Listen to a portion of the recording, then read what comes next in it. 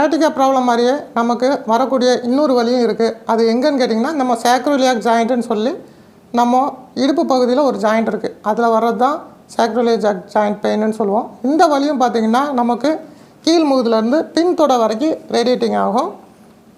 கால் விரல் வரைக்கும் கூட அந்த டிங்லிங் சென்சேஷன் மரத்து போன தன்மை கூட இதில் இருக்கும். உட்காரும்போது முக்கியமாக வலி அதிகமாக இருக்கும்.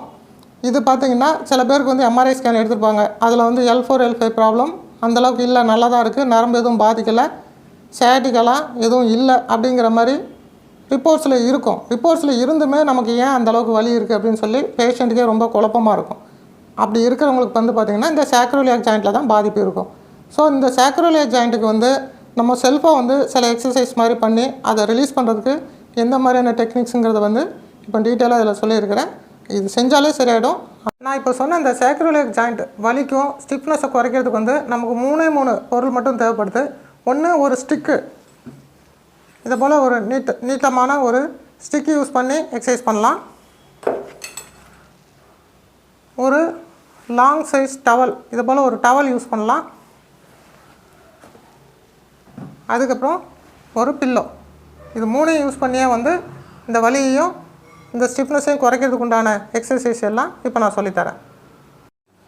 இப்போது இந்த ஸ்டிக்கை இந்த காலோட முட்டிக்கு அடியில் விட்டுடணும்.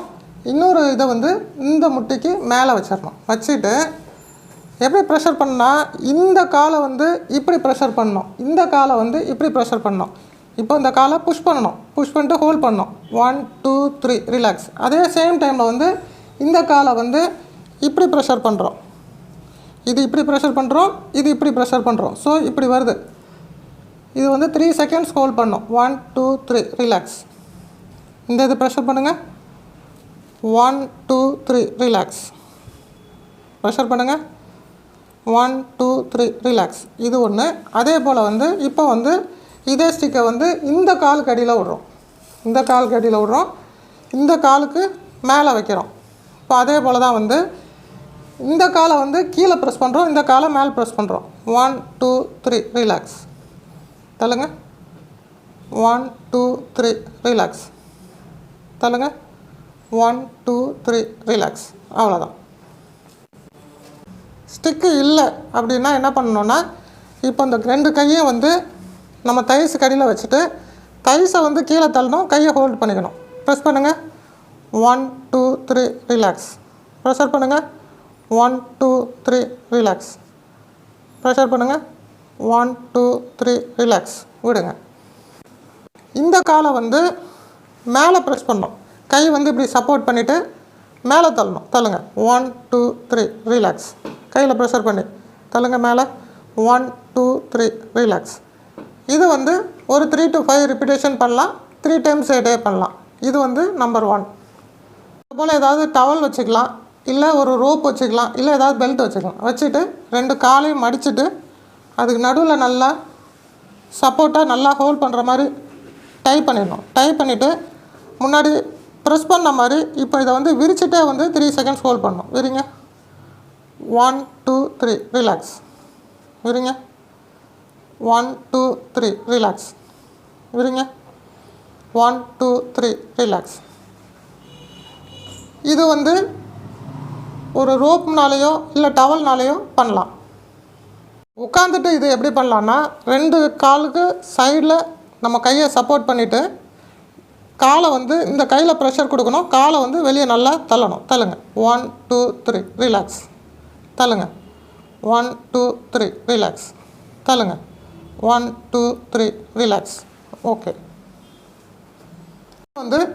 இடுப்பை எந்த அளவுக்கு ஸ்ட்ரைட்டாக தூக்க முடியுமோ தூக்கணும். 2 காலையும் மடிச்சுட்டு தூக்கிட்டு ஒரு 3 செகண்ட்ஸ் ஹோல்ட் பண்ணணும். 1 2 3 ரிலாக்ஸ். தூக்குங்க.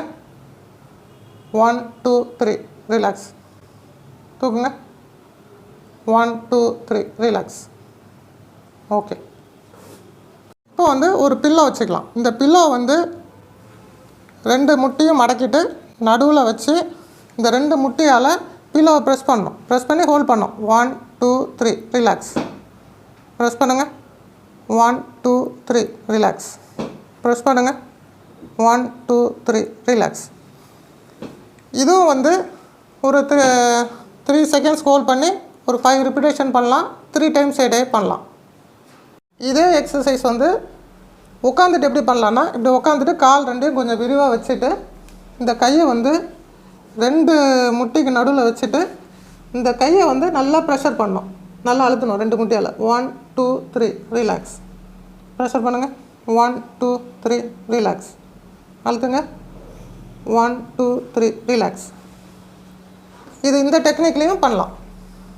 இப்போ இந்த எக்ஸசைஸ்லாம் வந்து ஆரம்பத்திலே பண்ணுறப்போ இந்த சாக்ரோலியாக் ஜாயிண்ட் வந்து ரிலீஸ் ஆகிடும். இப்போ இந்த சாக்ரோலியாக் ஜாயிண்ட்டுங்கிறது எங்கே இருக்குன்னா, இதுதான் வந்து பெல்விஸ் போனுன்னு சொல்லுவோம். இது தண்டுவடம் வந்து முடிகிற இடம்.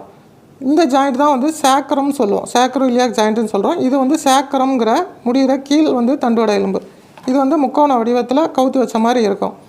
இந்த ஜாயிண்டில் ஏற்படுற ஸ்ட்ரெயினை தான் வந்து நான் சாக்ரோலியாக் ஜாயிண்ட் ப்ராப்ளம்னு சொல்கிறேன். இதுக்கு ஆரம்ப நிலையிலே வந்து நம்ம இந்த எக்ஸசைஸ் பண்ணோம்னா நிச்சயமாக ரிலீஸ் ஆகிடும். இந்த எக்ஸசைஸ் பண்ணியும் ரிலீஸ் ஆகாதவங்களுக்கு கால் சப்பளங்கள் போட்டே உட்கார முடியாது. அப்படியே ஒரு பக்கம் ஒரு கால் நல்லாயிருக்கும், ஒரு கால் தூக்குன மாதிரியே இருக்கும். அந்தளவுக்கு சிவியராக அந்த ஜாயிண்ட்டை ரெஸ்ட்ரிக்ஷனாக இருக்கும். அப்படி ஆனவங்களுக்கு தான் வந்து நாங்கள் என்ன பண்ணுவோம், ப்ராப்பராக அந்த சாக்ரோலியாக் ஜாயிண்ட்டை வந்து மொபிலைசேஷன் பண்ணி ரிலீஸ் பண்ணிவிட்டு அதுக்கப்புறம் அந்த உள்ளே இருக்க அந்த பெரிய லிகமெண்ட்டில் வந்து ஏற்பட்டிருக்க இன்ஃப்ளமேஷனை குறைக்கிறதுக்கு உண்டான ட்ரீட்மெண்ட் பண்ணி அதுக்கப்புறம் அந்த கால் வரைக்கும் பின்தொடை வரைக்கும் பரவுற வலியை குறைச்சி ரிலீஸ் பண்ணி விடுவோம். ஸோ ஃபஸ்ட்டு இந்த எக்ஸசைஸ் வந்து ஏர்லி ஸ்டேஜில் பண்ணுங்கள். இந்த எக்ஸசைஸ்லாம் பண்ணியும் குறையல, எல்லாம் எம்ஆர்ஐ ஸ்கேன் எடுத்து அதில் எல்லாமே நார்மலாக இருக்குது, என்ன ப்ராப்ளம் தெரியல அப்படிங்கிறவங்க வந்து என்னோடய வாட்ஸ்அப் நம்பருக்கு உங்களோட ரிப்போர்ட்ஸ் அனுப்புங்க, உங்கள் டவுட்ஸ் கேளுங்க. கண்டிப்பாக வந்து எதுவும் ட்ரீட்மெண்ட் தேவைப்பட்டதுன்னா அது எந்த மாதிரி பண்ணணும், எப்படி பண்ணலாங்கிற இது வந்து கிளியராக வந்து நான் உங்களுக்கு கண்டிப்பாக நல்லா சொல்லி உங்களுக்கு கிளியர் பண்ணுறேன். தேங்க்யூ.